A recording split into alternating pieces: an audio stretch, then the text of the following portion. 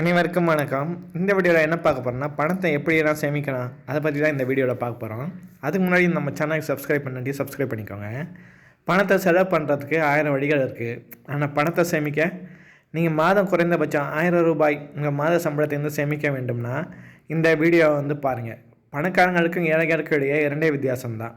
பணக்காரங்களும் எப்படி பணத்தை சேமிக்க வேண்டும், எப்படி உபயோகமாக செலவு செய்ய வேண்டும் என்று தெரியும். ஏழைங்களுக்கு அது தெரியாது. நடுத்தர குடும்பங்களை சேர்ந்த பலர் பணத்தை சேமிக்க வேண்டும் என்ற எண்ணம் கட்டாயம் இருக்கும். ஆனால் எப்படி என்பது தான் குழப்பம். அந்த குழப்பமே வேண்டாம். இந்த பணத்தை எளிதாக சேமிக்க சிறந்த வழிகளை பற்றி பார்க்கலாம்.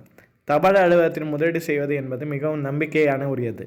அஞ்சல் அலுவலகத்தில் 9 சேமிப்பு திட்டங்கள் நடைமுறையில் உள்ளன. இந்த திட்டங்கள் சேமிப்பு கணக்கை வைத்திருப்பது மற்றும் முதலீடு செய்வது மூலம் குறைந்தபட்சம் 4% 8% வரை லாபம் பெறலாம். சரி, தபால் அலுவலக சேமிப்பு கணக்கை பற்றி பார்க்கலாம். தபால் அலுவலக சேமிப்பு கணக்கு என்பது வங்கிகளில் உள்ள சேமிப்பு கணக்கை போன்றது. இந்த கணக்கை துவங்க குறைந்தபட்சம் 20 ரூபாய் கணக்கில் வைப்பு தொகையாக இருக்க வேண்டும். தனிநபர் மற்றும் கூட்டு கணக்குகளாக இந்த கணக்கை திறந்து கொள்ளலாம். இந்த கணக்கில் சேமிக்கும் தொகைக்கு வருடத்துக்கு 4% வரை லாபம் உண்டு. 500 ரூபாய்க்கு குறைந்தபட்ச வைப்பு தொகையாக வைத்து கணக்கை துவங்குவதற்கு செக் புக் அம்சமும் அளிக்கப்படுகிறது. இந்த திட்டத்தின் கீழ் பெறப்படும் 10,000 ரூபாய் வரையிலான லாபத்திற்கு 2012-2013 நிதியாண்டு முதல் வருமான வரி செலுத்த தேவையில்லை என்பது குறிப்பிடத்தக்கது. தபால் அலுவலக நேர வைப்பு கணக்கு. தபால் அலுவலக நேர வைப்பு கணக்கில் குறைந்தது 200 ரூபாய் முதல் முதலீடு செய்யலாம். இந்த திட்டத்தில் முதலீடு செய்வதற்கு வட்டி காலாண்டு வாரியாக கணக்கிடப்பட்டு ஆண்டிற்கு ஒரு முறை வழங்கப்படும். ஒரு வருடம் முதலீடு செய்வதற்கு 7.1% லாபமும், 2 வருடம் முதலீடு செய்வதற்கு 7.2% லாபமும், 3 வருடம் முதலீடு செய்வதற்கு 7.4% வரை லாபமும், 5 வருடம் முதலீடு செய்வதற்கு 7.9% வரை வட்டியுமாக லாபமாக பெறலாம்.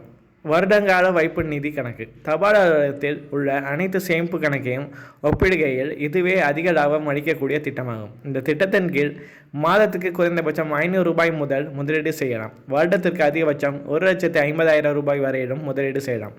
மேலும் இந்த திட்டத்தின் கீழ் முதலீடு செய்தால் முதிர்ச்சி காலம் முன்பே திரும்பி பெற வசதி கிடையாது. இந்த திட்டம் மூலம் பெறும் லாபத்திற்கு வரி எதுவும் கிடையாது. அது மட்டும் இல்லாமல் 3 ஆண்டுகள் தொடர்ந்து முதலீடு செய்து வரும்போது கடன் பெறும் வசதியும் உண்டு.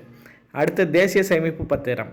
அஞ்சல் அலுவலகத்தில் உள்ள பல சேமிப்பு திட்டங்களை போன்று தேசிய சேமிப்பு பத்திர திட்டமும் ஒன்று. இந்த திட்டத்தில் வங்கிகளை விட சிறிது அதிகமாக வட்டியை பெறலாம்.